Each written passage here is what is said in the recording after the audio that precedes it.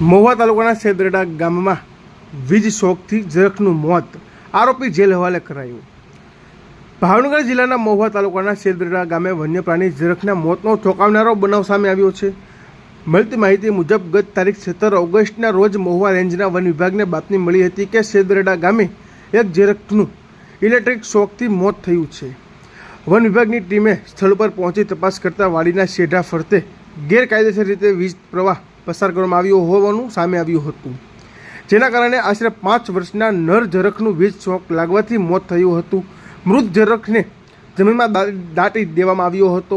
One વિભાગે પંચોની હાજરીમાં મૃતદેહ બહાર કાઢી મુદ્દામાલ કબજે કર્યો હતો અને આરોપી તખનસિંહ ભાણાભાઈ ગોહિલ સામે વન્ય પ્રાણી સંરક્ષણ અધિનિયમ 1972 હેઠળ ગુનો નોંધ્યો હતો।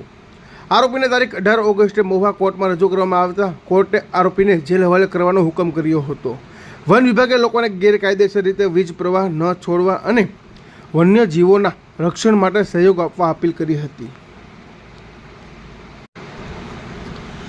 આ કામગીરીમાં Shri DG Gadhvi, range forest officer Shri Mahuva, Shri KU Khambhala વનપાલ rapid action force, Shri JN Vaghela વનરક્ષક, શ્રી વિજી વાઘેલા વનરક્ષક, MO શિયાળ વનરક્ષક, KD બારૈયા વનરક્ષક સહિતના સ્ટાફના માણસો જોડાયા હતા।